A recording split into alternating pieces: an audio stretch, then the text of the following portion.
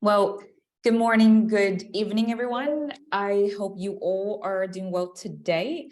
Welcome to today's webinar, Post-Market Supervision and Management of Food and Beverage Products, organized by the EU SME Centre in collaboration with the European Union Chamber of Commerce in China. My name is Aonan He, the training coordinator of the EU SME Centre. My colleague, Mr. Alessio Pettino, and I today will be guiding you throughout today's webinar. So welcome again. To start with, let's go through our agenda for today's webinar.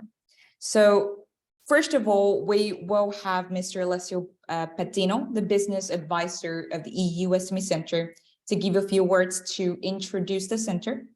And Ms. Qing Ran, the representative of the Agriculture Food Beverage Working Group, will give us a few words to introduce the European Chamber.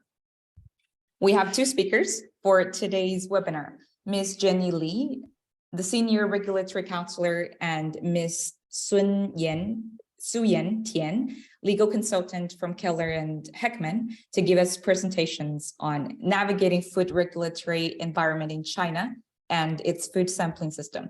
So everybody, you're in good shape today. After the presentation, we will have our interactive discussion moderated by Alessio Pettino.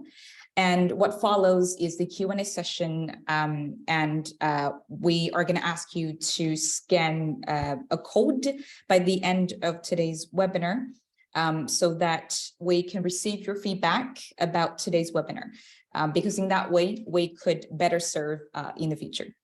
So now, without further ado, let's get started. Mr. Alessio Pettino, the floor is yours. Thank you, Anna, and good morning, good afternoon, everybody. It's a great pleasure to be here. Before starting this webinar, I'd like to spend a few minutes introducing our center. We are funded by the European Union. We are a project funded by the EU since 2010. So it's the 13th year already, and the current phase is going to last until 2025. So we are a pretty well-established project in China and a good reference, especially for newcomers and small and medium enterprises that are looking to enter the Chinese market. Our mission is to support SMEs to come to China, to get information about China, to understand how it works, what are the do's and don'ts. And we are implemented by a consortium of 6 chambers of commerce and business organizations, which you can see on the bottom, and the EUCCC, the European Chamber, is one of those, and we are co-hosting this webinar together today. So basically, we have 5 main types of services. The first is a self-diagnosis tool. Basically, it's a sort of quiz, sort of quiz that companies can take, and will, based on the questions you answer, you will get some tailored content recommendation on existing website, reports that we have. And at the end, you can also schedule, eventually, if you're interested, a one-to-one consultation with one of our experts to discuss some of the questions, some doubts that you may have. We have a knowledge center. Basically, we write reports, guidelines, market access handbooks for companies, for SMEs, in different sectors, but also on cross-cutting issues. And we have recently issued 2 reports, one on cross-border e-commerce, another one on food additives, which is also a very complex framework. We also have an Ask the Expert kind of service, a sort of advisory help desk. Basically, companies can ask any questions to us, including very technical ones. For instance, you see what standards I have to comply with, or can I use a certain additive in products, in what cases not used, and so on. But also like or other general questions, for instance, about JCC, the registration for food and beverage products. And it is completely free. You can access this through our website. We can answer by email. We can have calls, and it's confidential and completely free. So I really invite you to use this. We have training and events, like basically what we're doing today. And we have an advocacy platform. We try to spread information about upcoming regulations, drafts for comments, or we try to collect some of the main challenges, issues that European companies face, and we try to voice them to the Chinese authorities. In fact, we have recently completed a survey on the GACC Cipher system to collect some insights about whether 1 year and a half since establishment of the system, there are still other challenges or not. So we would appreciate if you could spend a few minutes of your time to complete the survey. That's it for the center. We have an office in Beijing. Obviously, we also have people in Europe, so we are happy to be involved, to get involved anytime. Now I'm giving the floor to Ms. Xinran from the European Chamber to introduce the organization and the amazing work that they do. Thank you very much. So from my side, I will give you a short introduction of European Chamber. The Chamber is founded in 2000 and with now over 1,800 members across the 7 chapters in China. And we work to be a unified, independent, and influential voice of the European business in China. We are a member-driven organization, and we provide members with ABC membership benefits. So the next slide. Yeah, A for advocacy. So we actively participated in policy shipment and development in China by hosting meetings of the different levels and submitting comments and advocacy letters concerning of the different issues for the industry. And B for business intelligence. Next, please. Yes. So for each year, we have several significant, very important publications, such as a position paper and business confidence service reports released in order to reflect on how the current conditions in China affect business from Europe. And C for community. Thank you. So with all our 7 chapters and the 9 offices in China, we are able to help our members connect with each other personally and professionally. And the next slide will show the European Chamber now has 26 working groups and 9 forums. With all of them, we are able to do all the work I've just mentioned. And as one of them, agriculture, food, and beverage working group consists of a number of European businesses. As currently a lot of food safety standards and measures and its related related labeling standards are under revision. It is quite important for the industry to learn how it would affect the implementation of the post-marketing strategies and regulations. So I think that's why I also make today's presentation very important. And I'm really looking forward to our guest speakers sharing. Thank you very much. Thank you, Xinran, for the introduction. So now let's move into the core part of this webinar. It's a great pleasure to welcome 2 very renowned experts in the field, Ms. Jenny Li and Ms. Sharon Tian, who are respectively Senior Regulatory Counselor and Legal Consultant at Keller and Heckman. They have many years of experience dealing with the food and beverage practice, agriculture-related issues. So it's a great pleasure to have you here, and the floor is yours. Thank you.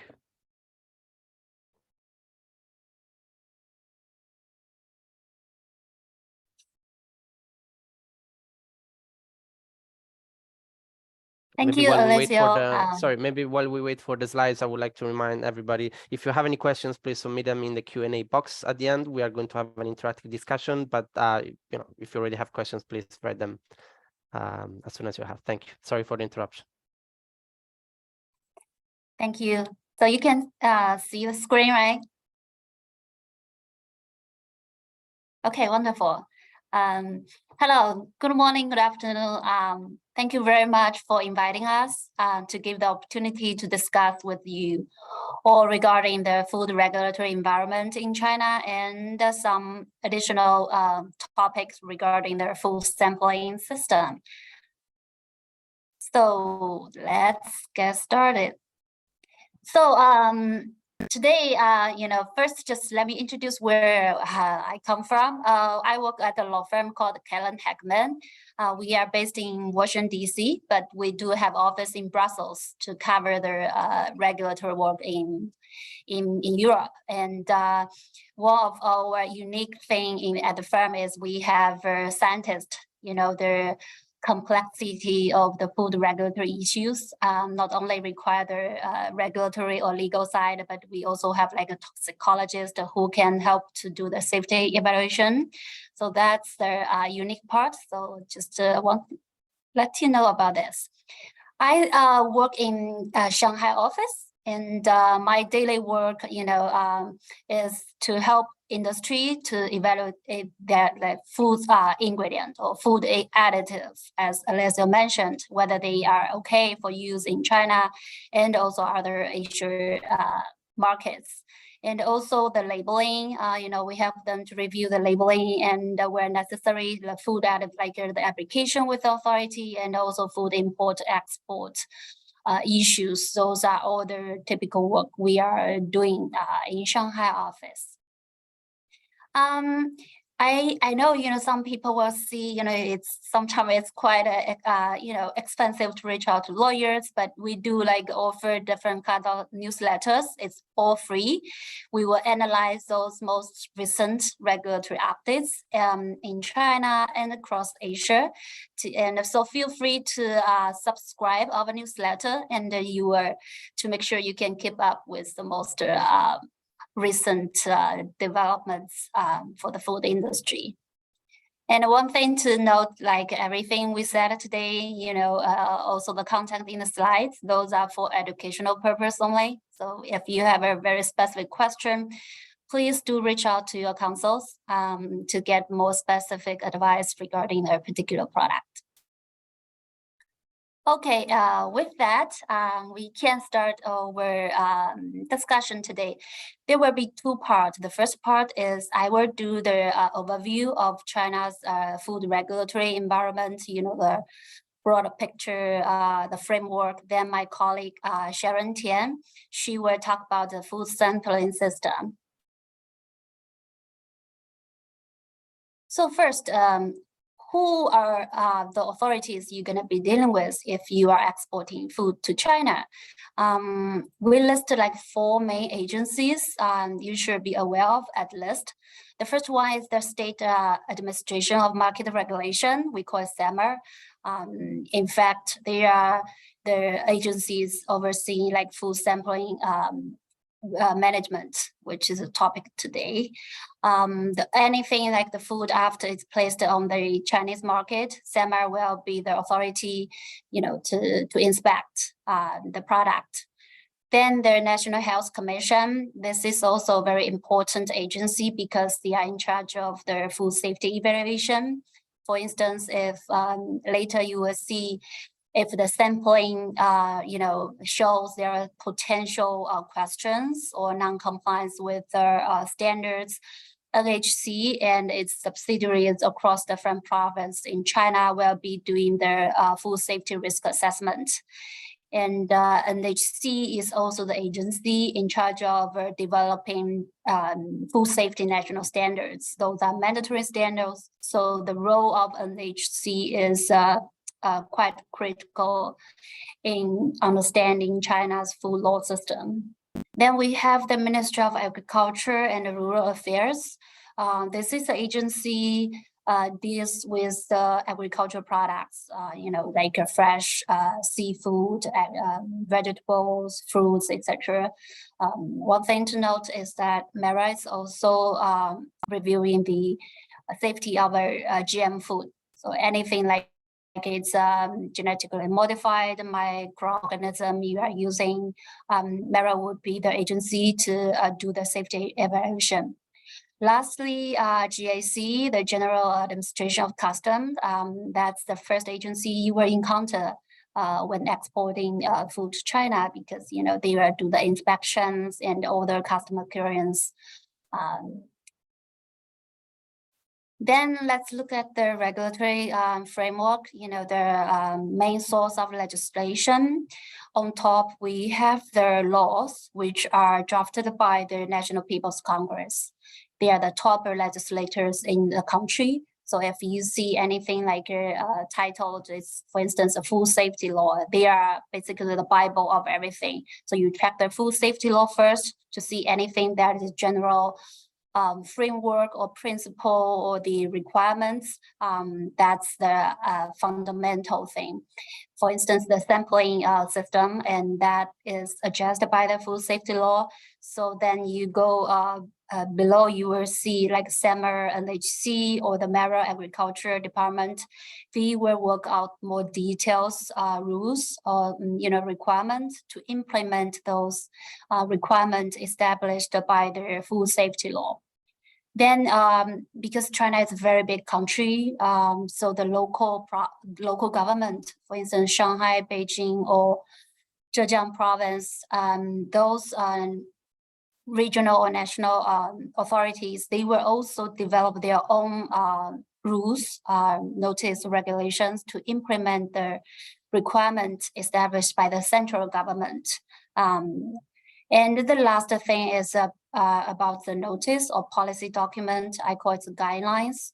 Those are not sometimes not or strictly speaking, they are not legally binding, but in practice, if you are doing business in China, you will encounter numerous of those type of documents, because usually there were no like a public consultation period for industry to comment on those policy documents or guidelines, and they might become applicable in a very short period of time. And the content of those documents may also be very specific to address a very specific topic. I would say sometimes it's a little bit like unpredictable, but that shows how the importance for companies to keep up with the the regulatory updates on a daily basis if you can.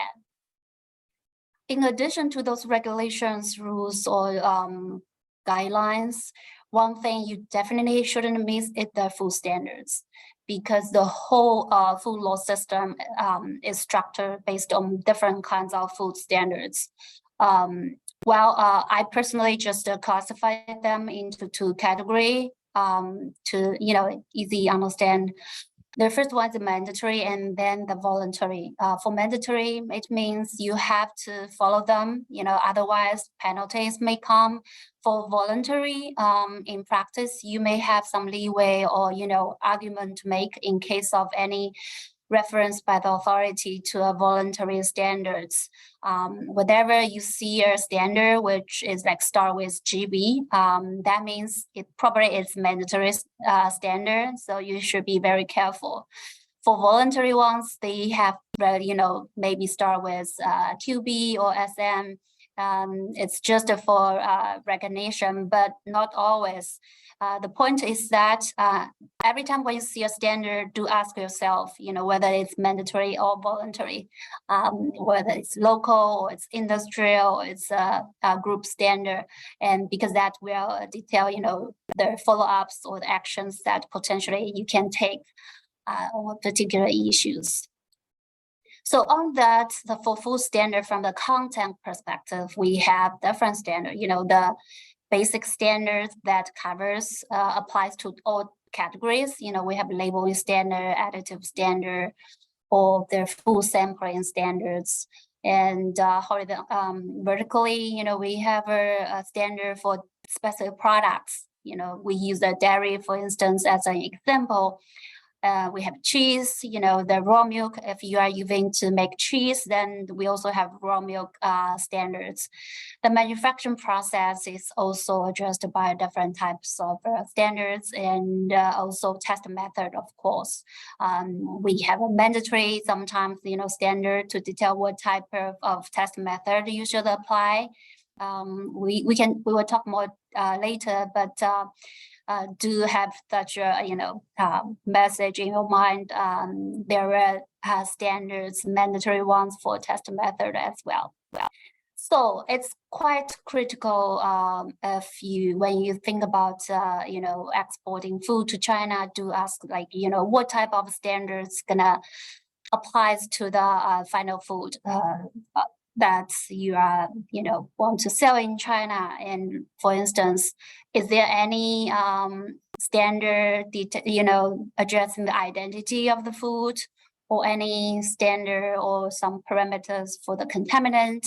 What are those standards for the labeling for additive? Because if, for instance, for additive, we have standard to adjust the use level of the additive, but also the specifications. So you need to make sure the food additive, their specifications you use in the food are also following the China's requirements.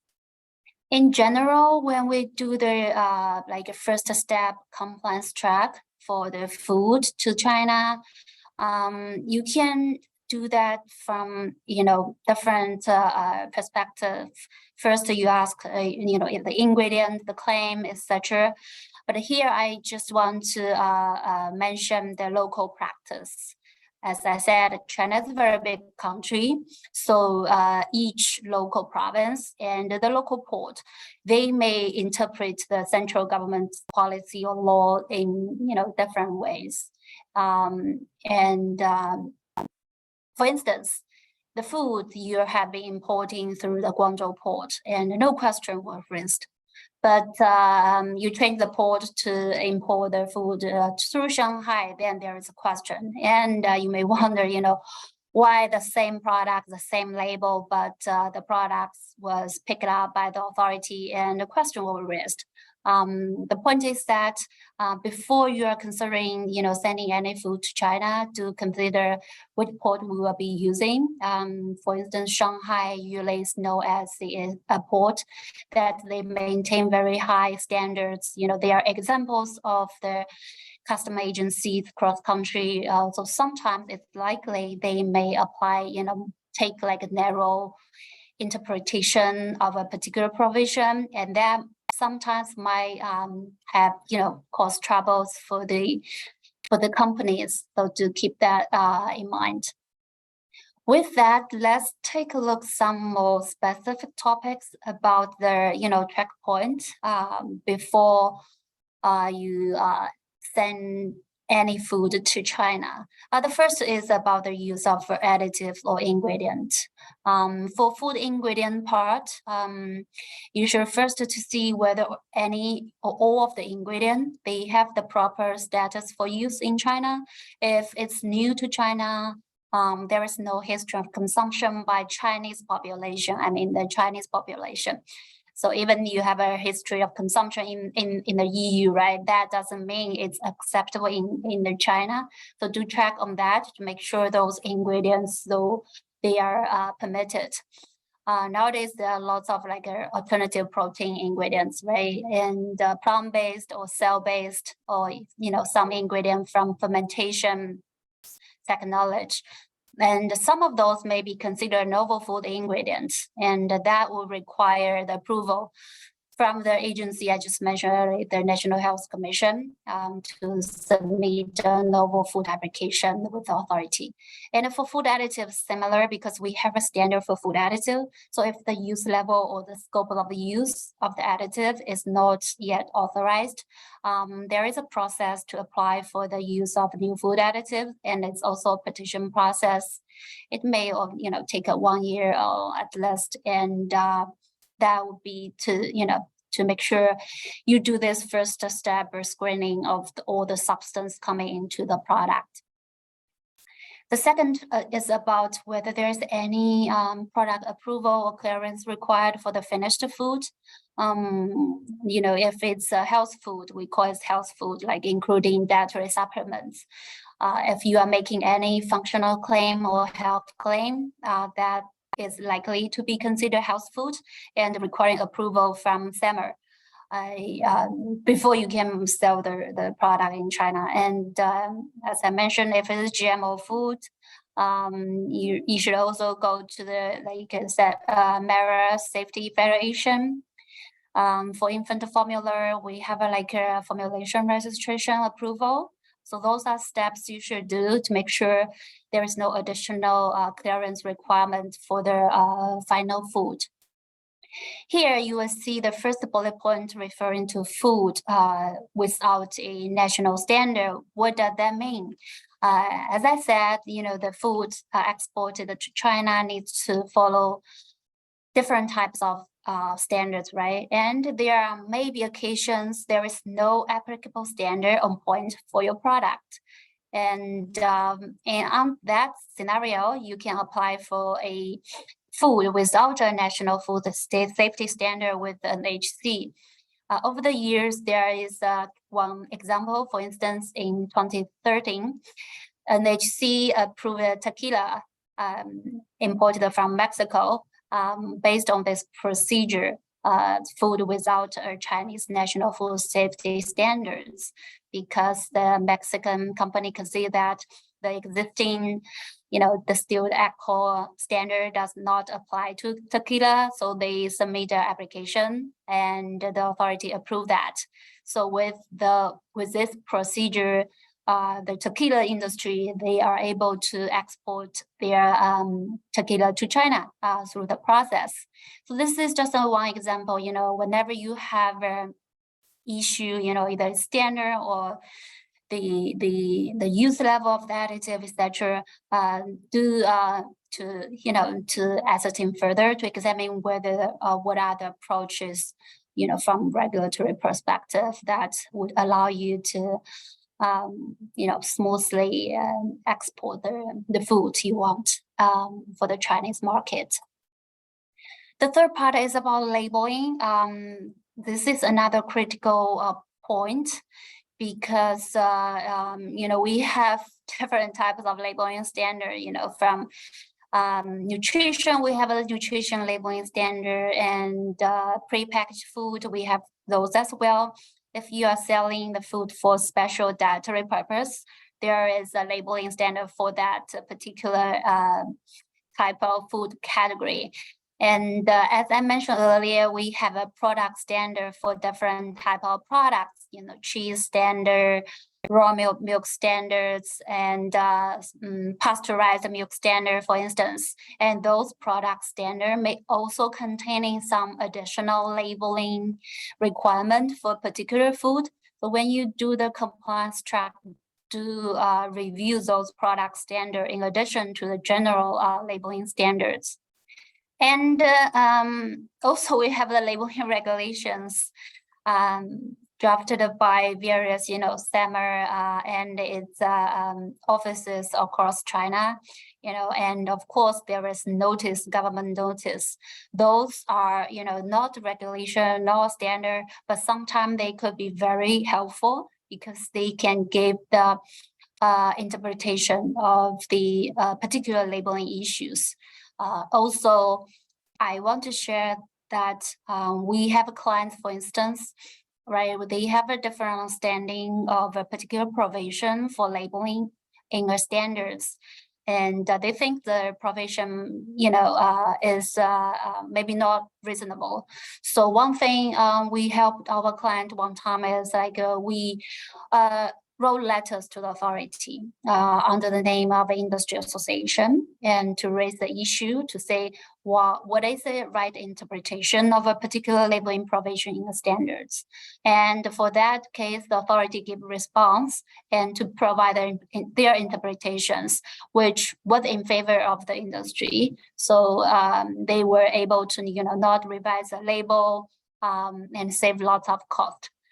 So the point here is that, you know, whenever you have a question or some puzzles about, you know, the labeling things, do maybe take a second thought to see, you know, whether there's chance to consult with the authority, you know, to better understand what is the rationale behind the requirement and whether there's chance to fight for your case, you know, to get some additional clarity from the authority, you know, either through industrial association or perhaps like European Chamber, as they mentioned.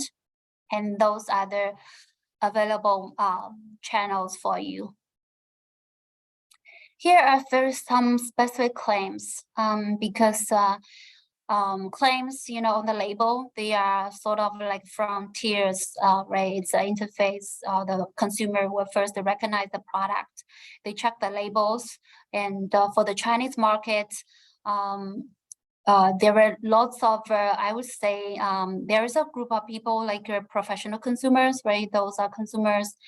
They may go after companies by picking up those labels. For instance, if you are claiming the best brand in Europe, right? The no artificial colors used in your product, and your packaging material is 100% biodegradable, and you have been verified as eco-friendly, for instance, or those type of green claims on the package. So you need to make sure whether those claims are supported by sufficient materials or the information or data based on the Chinese requirement, because those rules or maybe verification you have done for the EU market, they may not be recognized by the Chinese market, like organic claim.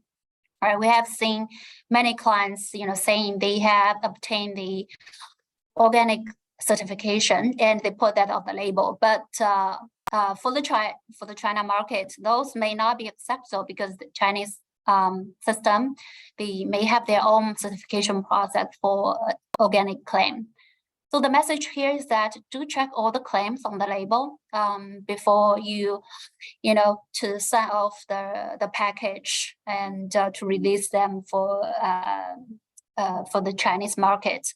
And the professional consumer group, as I mentioned, they may give you troubles, you know, because they may go to the authority, you know, to report the food, and or they may even file a lawsuit against the product and ask for the damage or the, you know, compensation. And you know, sometimes you may win, right? But it still costs a lot for the companies to deal with them, to invest the time and energy to go through the process. Another point for imported food, I'm sure many of you are very familiar with this, is to make sure, you know, the foreign manufacturers in European countries, they are properly registered with the customs agency, because that's a mandatory requirement. And the exporters agent you are using in countries, and also the importers you are using in China, they have the proper status. China has implemented like a credit-based system, so they gave different grades to those importers, right? So some with good reputation, history of compliance, and those may give like a less frequency when they do the customer clearance. All those factors, I'd say you should take that into account. It will help your business go smoothly. Specifically, it's about the registration for the foreign manufacturer because it's relatively new. The customs agent, the decree 248, right? They require registration or self-registration, or the government recommended registration with the Chinese customs agency, depending on the category. For those high-risk food like dairy or meat products, you need a recommendation from your home country, the food authority. They make the recommendation to the Chinese authority, and once that is approved, the manufacturer, they are eligible for exporting the product to China. On this process, you should know, like the authority may also visit your factory to do the inspection. And I know during the COVID, they may do the remote, inspection of the facility. But keep it in mind, they do have lots of authority to ask for the informations and check the process and other facility to meet their food hygiene, or the risk control and measures. And the final point, as I said, when you do order exporting, through the regular trade channel to China, you need to comply with various requirements, right? From the ingredients, the additive, the labeling, the claims, the registration, the standards, etc. It's a whole set of compliance obligations. But in parallel, to promote trade, the Chinese government has a separate route for the industry, which is called like cross-border e-commerce. And on this approach, generally speaking, the companies may have certain regulatory flexibilities when exporting food to China, because under this framework, those CBEC products may consider as personal item. And they may not follow all those requirements that's imposed on their food exported through the traditional trade. For instance, the labeling, the standards, the claims. You may also have some leeways that you can consider. And there are lots of platforms. The famous one, for instance, like a Tmall Global or JD.com. They, however, have drafted their own rules, like they have the Tmall rules for CBEC product, right? And they examine the health claim you are making. Well, it's not that strict as the food for traditional food, but again, they have certain rules. So keep in mind, when you explore the different approach to export food, so CBEC might be one of the options that can allow you to sell food in China through online in a relatively efficient manner, as long as the requirements you can, follow, and you have a proper CBEC partners, to get started. Okay, so that's my part. Hope for the overall environment for China. And let's to welcome my colleague Sharon Tian to walk you through some more specific issues regarding food sampling system in China. Sharon, the floor is yours. Thank you.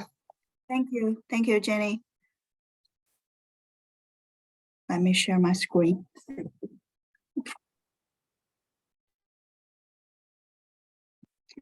Hello, everyone. I'm Sharon Tian from Kaihman Shanghai office. So after Jenny's introduction of China's food regulatory framework, now let's focus on a very important topic that you may need to consider when marketing your food products in China. That is the food sampling system in China. First, I'd like to discuss the authority that is responsible for the food sampling in China.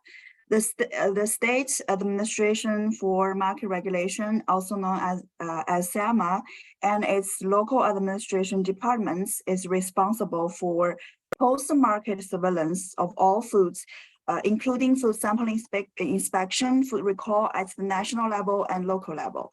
SAMA even established a department for food sampling related issue.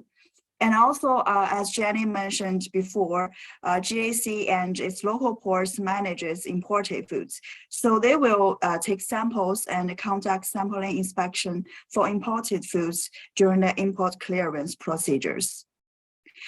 So for post-market food sampling inspection, the key regulation is SAMA's administrative measures for food safety sampling inspection. We just discussed that at the national level, SAMA is responsible for sampling inspection, and at the local level, for sampling inspection is regulated by local market supervision departments. And there are two main types of food sampling inspection. That is the food safety surveillance sampling and sampling inspection of food risk monitoring, which we will discuss in more details shortly. And another important type of sampling inspection is evaluation sampling inspection. So based on the sampling inspection measures, evaluation sampling inspection aims to evaluate the overall food safety status in the Chinese market, includes activities conducted by local authorities, such as carrying out sampling inspection in accordance with legal procedures and food safety standards. The first type of food sampling inspection I would like to discuss is the food safety surveillance sampling. Under this system, authorities will conduct the food sampling, testing, re-inspection, processing, and other activities based on the legal procedures and food safety standards, with the purpose of discovery and investigation of food safety issues. And we also listed the procedures of these types of sampling inspection. For example, it involves the collection of food samples by at least 2 trained staff members who present notice for sample inspection to the business operators. So the staff members will then check the legal qualification certificates and collect the samples at no cost to the business. And once the samples are collected, they are delivered to the inspection agency, who will conduct the necessary tests and issue an inspection report within 20 working days from the date of receipt of the samples. And if the samples are found to be qualified, the inspection agency will keep the re-inspection backup samples for 3 months and report to the relevant authority within 7 working days. However, if the samples are found to be unqualified, the inspection agency will keep the re-inspection backup samples for 6 months and report to the relevant authority within 2 working days. So the results will also be delivered to the business operators within 5 working days. In case where the food is deemed to cause serious harm to the human health, the business operators are required to immediately report or notify to their local government. So as you can see, the food safety surveillance sampling is an essential tool for the local government to ensure the safety of foods and meet the relevant standards. So through the food safety surveillance sampling, local government can verify that the business are complying with the food safety standards and identify any potential food safety risks and take the necessary steps to address the food safety issue. And with regard to the the testing methods, the inspection agencies will follow the inspection items and inspection methods stipulated in the national food safety standards and relevant regulations. And one example of such national standards is DB 4789.2, the food microbiological examination for total colony determination. So this standard outlines the methods for detecting and determining the total colony count in the food samples.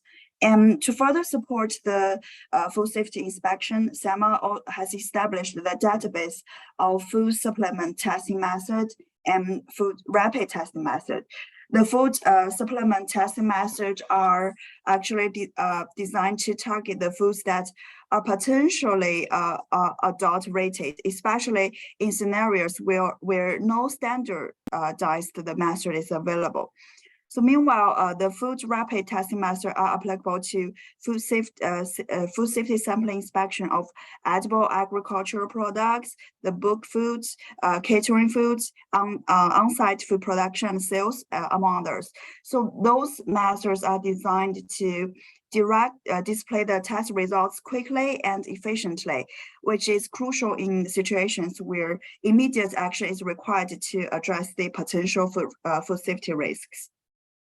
So at the national level, SEMA developed the National Food Safety Sampling Inspection Plan to conduct the sampling inspection. For example, in July last year, SEMA invited comments on its 2023 Food Sampling National Inspection Plan. The plan includes the food category, the parameters, testing methods, type of sampling, etc. However, so far this plan is not available to the public yet. Based on the media report last year, SEMA sampled the 824,000 batches of food, including those sold online, and found that 1.79% of the sample foods were unqualified. And the sampling inspection focuses on high-risk foods such as the vegetables and fruits, dairy and meat products. They will also inspect the popular foods sold during the holidays and conduct the sampling in big supermarkets and chain stores. So the government is also aware of changing the food trends and concerns. So hot topics of this, discussed by the social media are also government focus as well. So on this slide, we have two charts that provides a summary of social media analysis regarding the unqualified situations of the major food categories in 2022. So on the left hand side, we have a chart that presents the percentage of unqualified samples in different categories of food products. According to the chart, the highest percentage of unqualified samples came from the edible agricultural products at around 38%, and the alcohol at 3.39%, and dairy products at 0.12%. And moving to the pie chart on the right-hand side, it shows the reasons for food non-compliance. And the blue section with the largest proportion represents the microbial contamination, accounting for around 22%, followed by the orange section, which refers to the excessive levels of pesticide residue, accounting for 18.73%. And the gray section represents the failure of quality indicators, and the yellow section refers to the use of food additives beyond the scope. So based on these charts, we can see that the factors contributing to the food unqualified situations mainly include the pesticide residues, illegal use of food additives, microbial contaminations, labeling issues, environmental issues, etc. And on this slide, you can see the difference in post-market food sampling last year at the local level in China. And according to the data collected, the province with the highest number of random inspection were Chongqing, Henan province, and Shandong province. So these provinces conduct the most extensive post-market food sampling inspections last year. On the other hand, the city with the highest passing rate was Shanghai, with a remarkable 99.55% success rate. So at local level in China, the local market regulators play a vital role in food sampling inspection. As per the sampling measures, local market regulators are responsible for organizing and conducting the food sampling inspections within their jurisdictions and implementing the food safety sampling inspections arranged by higher level departments. And they will also release their own rules, which include the detailed inspection procedures, timelines, and other essential information. In addition, the local market regulators, they will also publish information on unqualified foods during the sampling inspection. So the requirements may vary at the different regions in China, and you may also want to check the local rules as well as their sampling plans. And now let's move to the second type of food sampling inspection in China. That is the sample inspection for food risk monitoring. So this type of inspection is carried out by market supervision and management departments. to identify and manage risk factors in food products that do not have food safety standards. So the purpose of this inspection is to identify potential risk factors that may affect the food safety and quality of products. So it's worth noting that the local governments, they will also issue the work plans and detailed rules for sample inspections for risk monitoring to ensure that the process is carried out effectively. For instance, Shenzhen has its own management rules for food safety sample inspection. And if the results of those inspections indicates that the presence of food safety hazards, the market supervision and management departments, they will organize experts in relevant fields to conduct further investigations, analysis, and judgments to ensure that the food products are safe for consumption. So if necessary, the relevant food producers and operators will be notified to take correction action.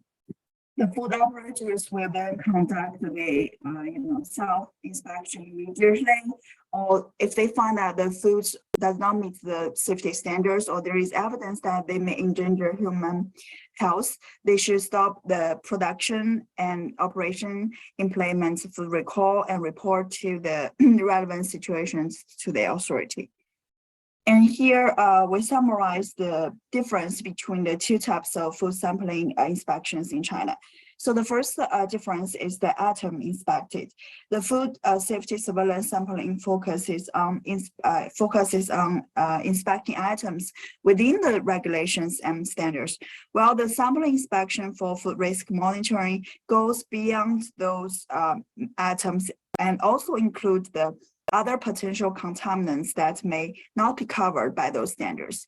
And the second difference is in the inspection method used. So for the food safety surveillance sampling, the national safety standards and the food supplement testing method, food rapid testing method we noted before are established. Meanwhile, in the sampling inspection for food risk monitoring, in the absence of applicable inspection method, the other method may be used for analysis purpose.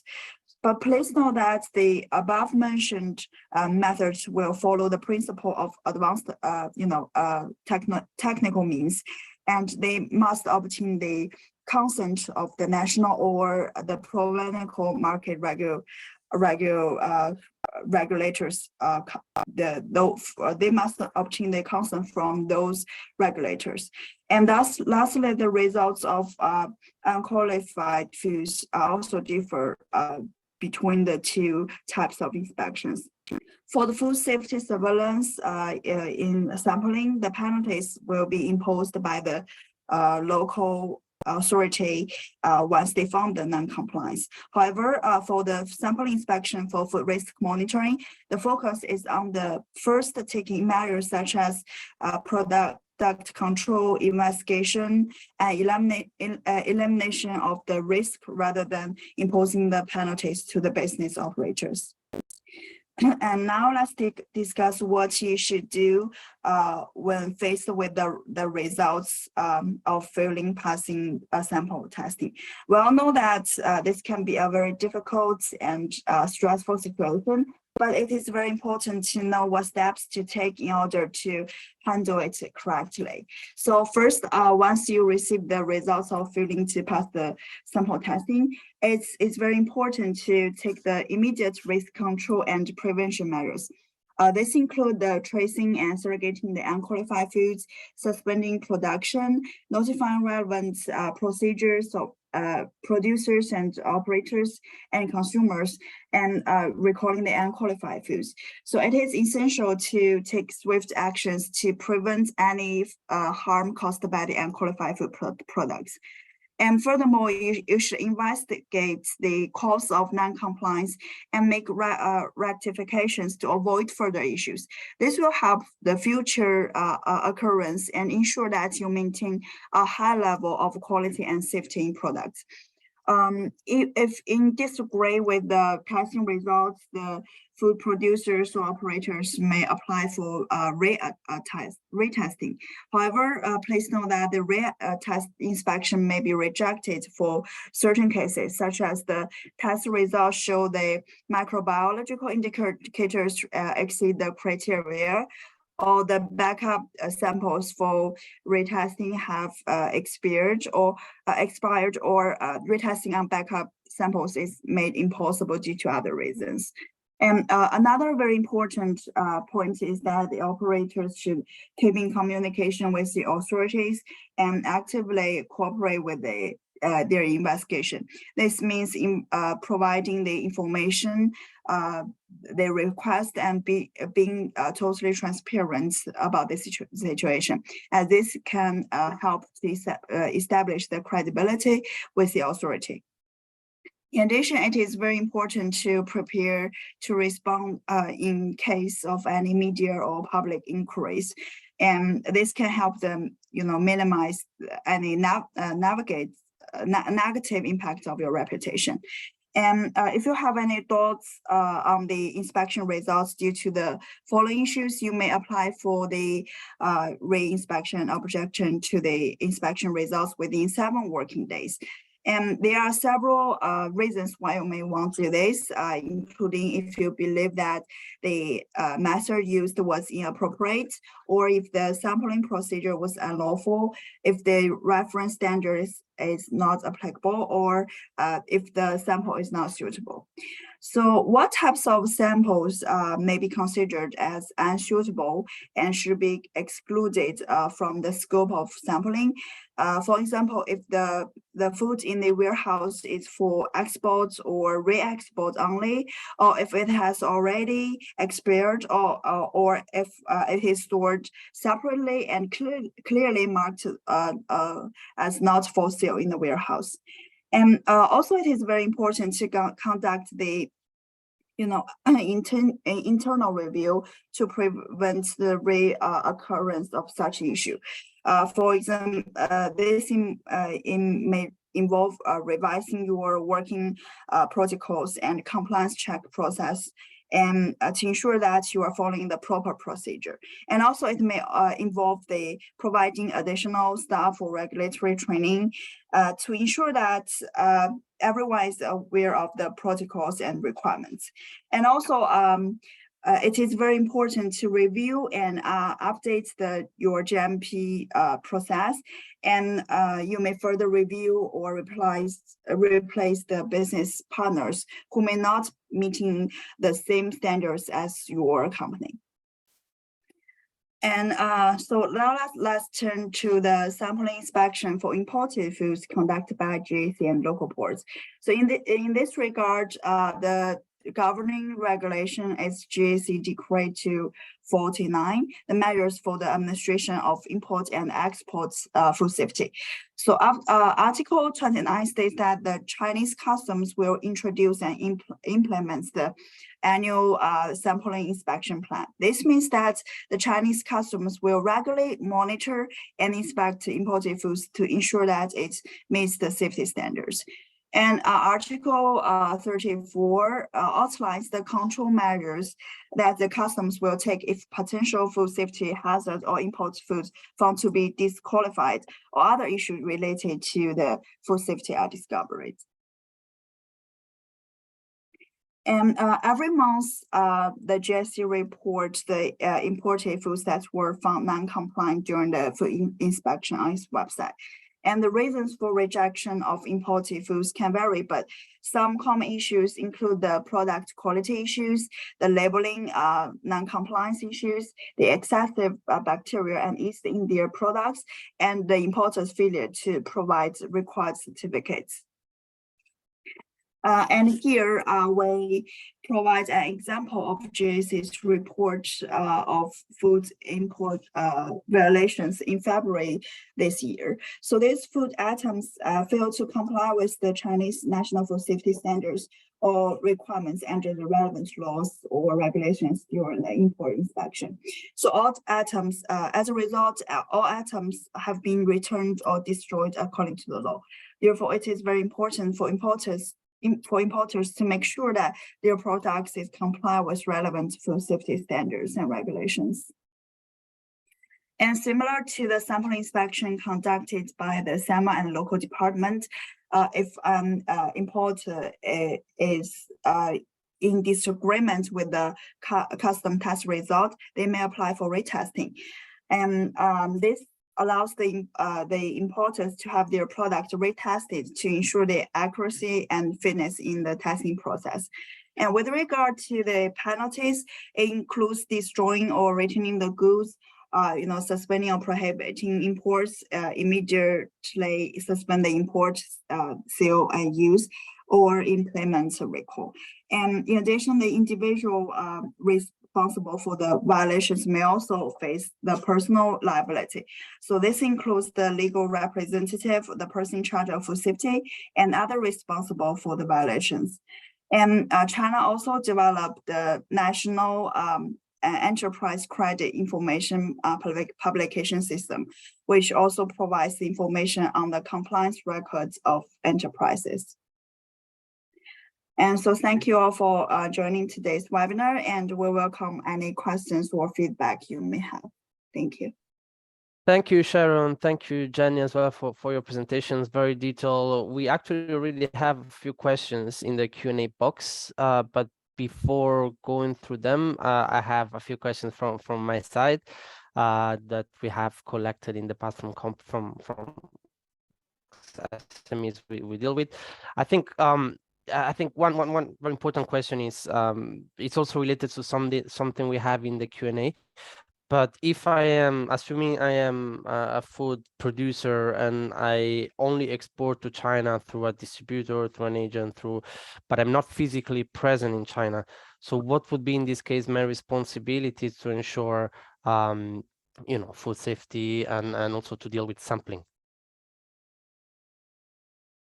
Hi, Alexia, sure. I think it's critical, for if you are going to a new market, right? It's basically if you need to understand their basic concept of their regulation, of their culture, of their practice. And as we mentioned, those from the food safety law and those standards relevant to the products, and those are their starting points. They're gonna to get them familiar self with those things, in general speaking, for instance, the labeling I mentioned and the traceability system, China placed lots of emphasis on the traceability systems, especially like for high-risk food. If you are exporting dairy, meat, and even for the sampling, if there's something goes wrong, they're gonna trace all the food exported to China, right? Because that may involve some food recall process,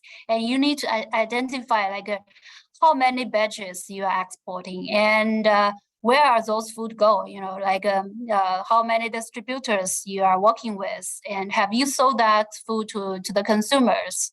So I would think the first step is definitely, to work out a protocol or the summary about the basic concept, the regulations, the standards applicable to the product, and then to outline the key obligations, as I said, and from there you can learn from the exporting practice as well, because sometimes, as I said, the local practice, it's not in the regulation or in any document. You learn from what you have been doing over the process, right?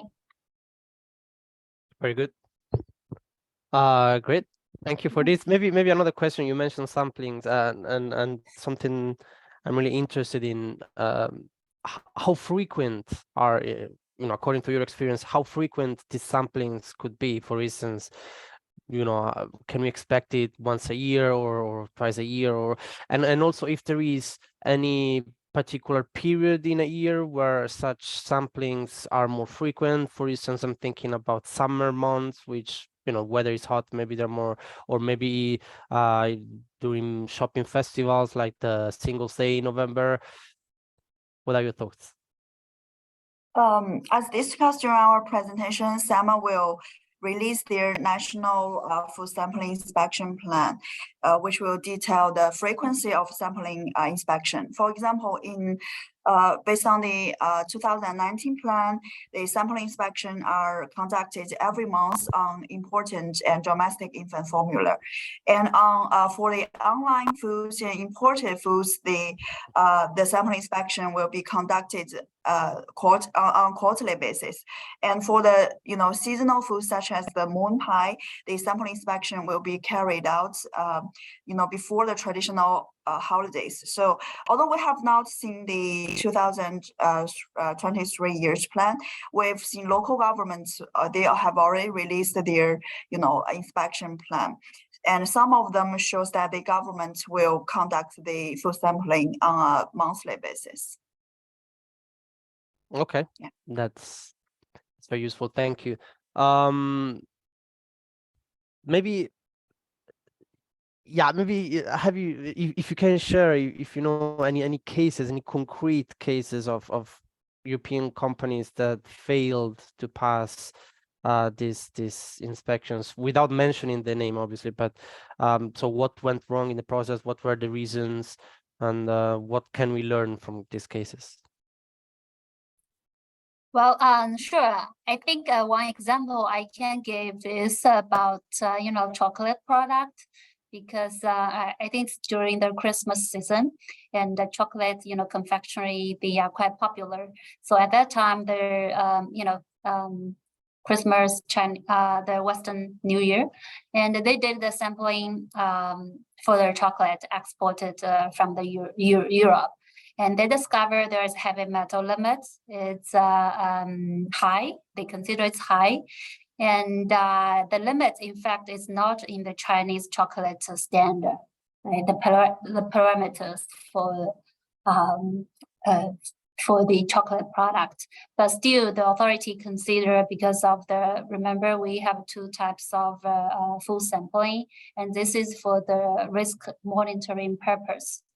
So they noticed the higher level of this heavy metal, and they contact the manufacturers and through the Chinese importers, and they ask for any response or the safety concern, etc. Of course, they have done their own risk assessment evaluation by their hygiene department as well. So the company explained, what leads to the relatively higher heavy metal limit in the chocolate product. Maybe, for instance, because of high content of cocoa ingredient, right? Because like a 65% cocoa ingredient. If you are, that will not happen for the milk chocolate or some other type of mixed ingredient, but it's purely like a dark chocolate. It contains high level. And for that, I think the company did a great job of explaining, the reason and why it's safe. It's a perfect safe in the EU. They have been selling for the same product. And the authority did not take further actions to ask for them to pull back all the product on the market, to recall, etc. Nothing of those will happen.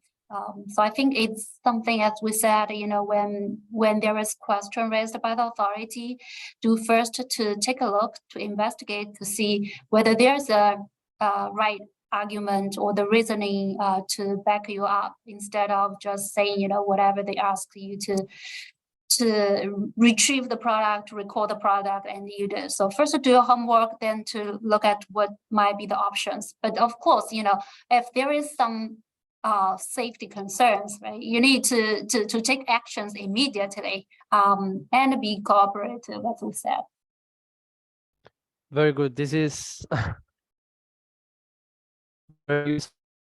I have one last question before we move to the question in the Q&A box, because we work with SMEs, obviously, and many of them choose to sell via cross-border e-commerce, to sell online rather than selling offline to supermarkets. So are there any differences, or did you notice any differences between products sold online only versus those sold through other channels?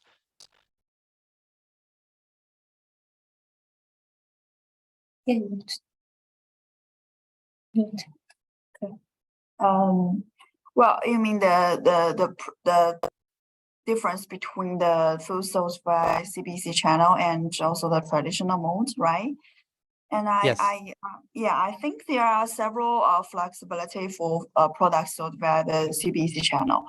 For example, we discussed the labeling standards for food products, and actually the current policy makes it clear that the labeling of CBC product may not need to meet the Chinese requirements. So this means that one may keep the label of the information of the original package when shipping their products to China. However, we should remind that for instance, the the Chinese labeling information must be made available on the website.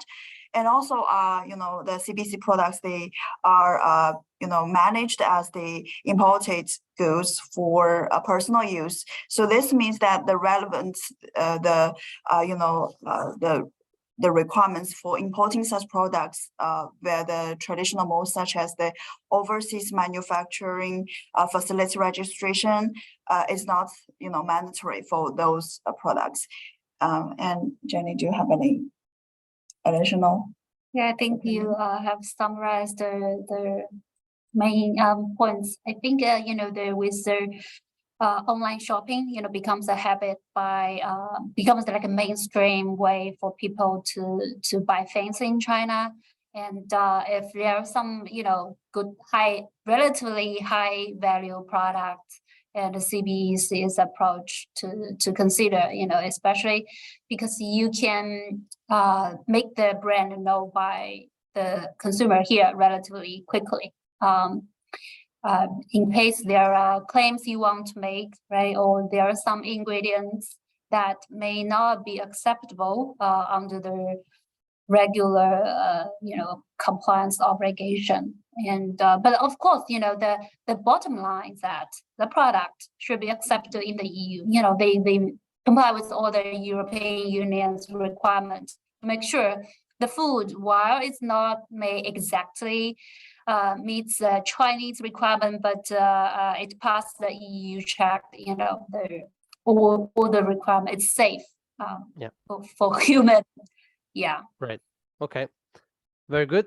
So now we can move to a few questions that we have received from participants. Of course, if there are other questions, please write them in the Q&A box. I see also somebody's asking about whether we will share the slides afterwards. Yes, we will share the slides. We will also upload the recording of this webinar on our website. So yeah.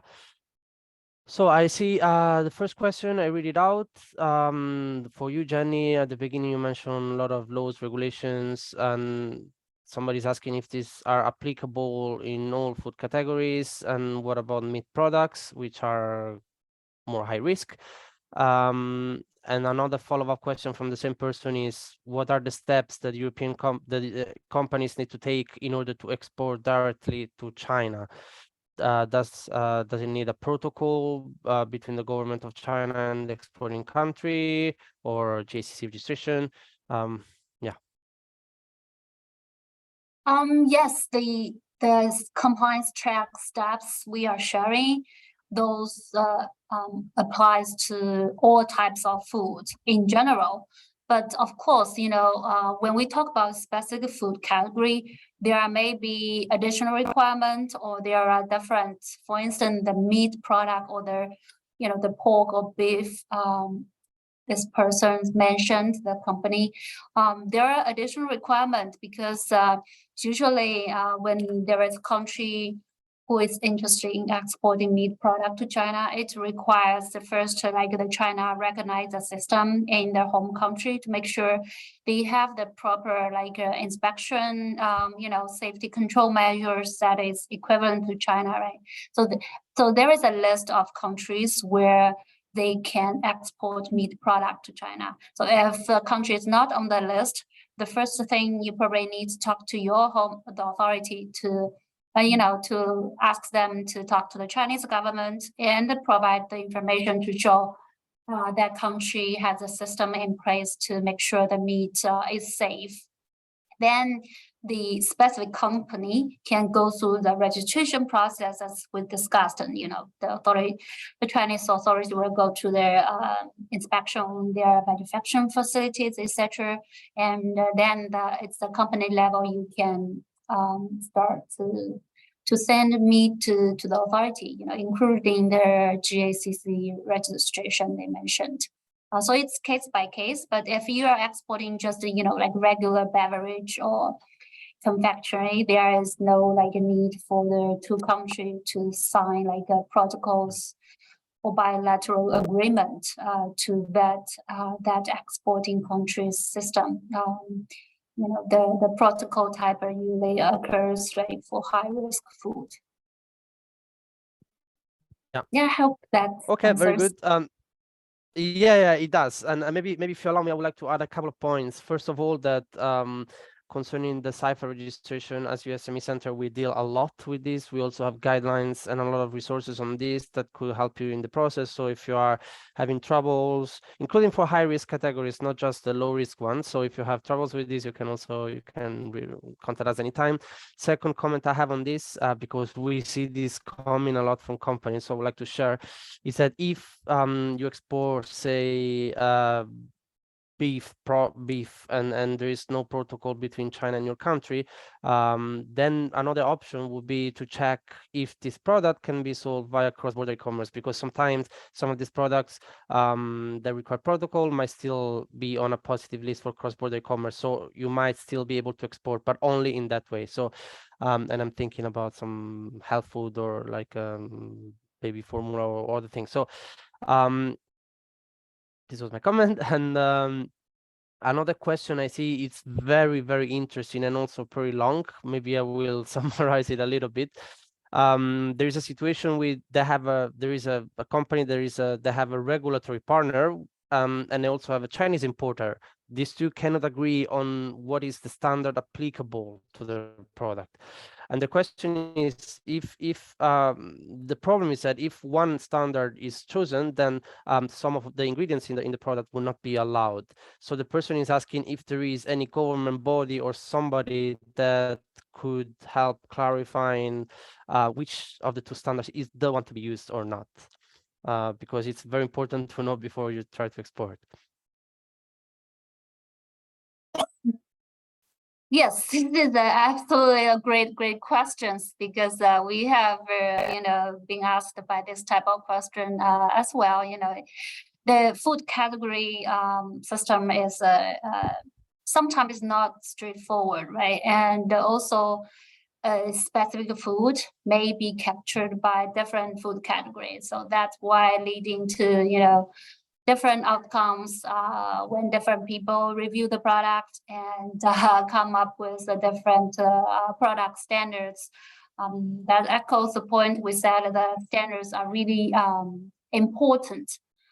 That being said, I think the first thing, when you encounter those type of situation is to ask, what is the purpose of food category you are looking for? For instance, if you are looking for whether a particular additive is permitted in your food, then you need to go to the food category system within the Chinese food additive standard, because in that standard, it contains a food category system. And the classification, the criterion used by the food additive standard may be different if you are looking for a confirmation of the food category when applying for a food production license, because the purpose, the context are different. So first ask, what is the purpose, to determine, and then you go to that particular relevant regulation or standard to see, okay, what is the right category for your particular food on that category system. And admittedly, I mean, sometimes it's difficult. It trans several categories. Then you need to look into, what is the ingredient you are using, right? The main ingredient, for instance, if the starch or the flours you are using, dominating the food, right? 75%, etc. Then you go to, to look into the definition of the different food to see, what are those ingredients, like the characterizing the nature of the food, right? So you need to look into those, the use of the ingredient, and also the manufacturing process, right? Because sometimes the definition will tell you how food is being made under their standards, the product standard. Again, the product standard, various types, so you need to go through them as well. And another point is, how do you consume the food? Sometimes you need to cook the food. Sometimes it's ready to eat. Sometimes it's pre-packaged. Or those are the elements I would think industry the company can take into account. It's not, there is no straightforward answer to that, because it's always case by case, take all those into account when you determine that. I have to say, even during the export of food to China, even the custom agency, right, when they referring to the food category to determine the tariff, and that may not be the same as the food category when you use that to determine the use of food additive. Yeah, so that's my thinking for that company. And is there any, I don't know, a department, an office within SAM or any other government bodies where you can actually ask such questions? Because I think for GACC, if you have doubts about the HS code, you can, there is an office you can ask for a predetermination of the HS code. Is there something similar for standards? I think they can, they can reach out to us, for instance, for help, or definitely they can also reach out to the drafter of those standards. For instance, if the Chinese Biscuit Association, they are the drafters or developers of the biscuit standard, right? So those guys, they were involved in the drafting process, so they are more familiar with the discussion, the consideration they had during the process of working of the standards, and they know better, like different types of products that may be produced by the industry. So I would suggest they can reach out to those people, the entities, organization, institutions who got involved, and definitely also the standardization committee or the Chinese Food Safety National Standard Commission. But it depends on the nature of the standard. As I said, if they are mandatory standard, enterprise standard, or the local standard, industrial standard, right? You need to figure out who drafted those standards first, then reach out to those organizations or the government agencies and to raise your questions, why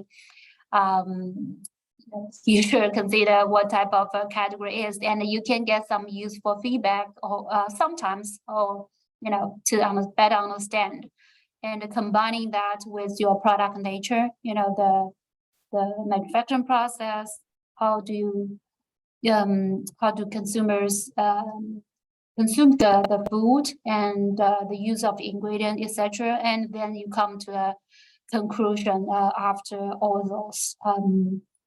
Right. Yeah, I mentioned like the European Chamber also does advocacy. So if the issue becomes quite representative, like many companies encountering the same problem, maybe reach out to chambers as well to get some collective efforts, to let the authority know. And by the way, there is a system offered by the government authority. It's a database listing all the food safety national standards, and they do receive feedback from anyone, either during the enforcement or during their interpretation, understanding of the standard. So you can log in on that website, the database, and to submit the comments or suggestions to the authority. So when they are coming to the point of revise the standard, they will see those suggestions submitted over the time, and maybe include those in the future amendment as well. So just additional channel. Do you have this website? If you can, maybe I think it will be useful to write in the chat so everybody can see, can try to take a look. Yeah. Maybe... Sure. Maybe I will send to you. I don't know whether you have a way to communicate with all. I need to locate their website, but I can share with Okay. you, and you may find a proper way maybe afterwards to Very good. send to this company specifically or share in wider groups. Yeah. Two last questions, very quick, because we are running out of time, but there are still two questions. One is a very general question. Are the Chinese standards more stringent than other countries? I think it's a difficult question to answer, but what do you think? Well, I think there are definitely some standards are drafted based on the consumption habits of the Chinese people. But our hope is that they are they are not contracted to the international standards such as the food standards developed by the Codex, right? Yeah. My view is that, again, because there's so many foods, so many standards. So it depends. Sometimes, for instance, if there is a very critical interest, right, of the Chinese industry. So you can imagine, and the Chinese company, for instance, they are very competitive. They have advantages. And sometimes, because we got involved in some standard drafting process. So you will see they may take some positions that trying to impose like more, higher standards or more lower limits in order to increase the quality, the safety or quality sometimes. But for other standard, if they want to promote the industry or, for whatever other reasons, they may be more lenient, to give more flexibilities for the industry. Right. But I think in the past, they may give more weight of the foreign standards, like international standard, like Codex standard, or the practice by by ISO or IOAC when it comes to the test method. But in recent years, my personal view is that they may consider the local needs as well, to help the industry. So it's a process, right? Yeah, yes. It's you can and see reflects those. also the overall level of development of China. I think while in the past it was more reliant maybe on what was coming from abroad, now it's more developing, growing locally. Right. Yes. One very last question, Right. which I think we would need to do a webinar on this, but but maybe just in 1 minute if you can try to answer. So what kind of import requirements apply to food of animal origin? And the case specified here is gelatin fit for human consumption. But if this food is not, even if it's for fit for human consumption, but it's not used for as a food, but as a sample for research and development, for chemicals, for laboratory analysis, it's a difficult, I guess, question. But do the same requirements that we mentioned today apply, or what else? I think for the food imported for R&D purpose or just testing purpose, there is a separate procedure. Like when you're exporting, you can apply with the customer agency and to indicate that the food is for R&D purpose or not for the testing purpose. But it has to be not consumed by Chinese consumers in any event. So you need to sign a letter with the authority to show, okay, I'm not giving foods to anyone. Like for tasting purpose, that is not okay. But if it's just, you testing a particular parameters to say whether it's meet the Chinese standard based on the Chinese test method, there is some relatively, the separate procedure you can apply for that. But you need to note that during the customer clearance process. Right. Okay, very good. And that, I guess, would end today's webinar. Again, we are going to send slides to everybody by email. We are also going to upload the recording of this webinar on our website. Somebody has asked this in the chat. Here you are seeing a QR code. We would really appreciate if you could take 1 minute of your time to complete the survey, and also to share with us any ideas you have of future webinars. Actually, this same webinar today originated from a request that somebody did to us in the past. So if you have ideas, let us know, and we will try to organize something on this. That's it, I guess. Thank you all for joining the webinar. Thank you, Jenny and Sharon, and for your excellent presentations and for sharing your great knowledge in this area. Thanks to UCCC for organizing this with us, and see you next time. Bye.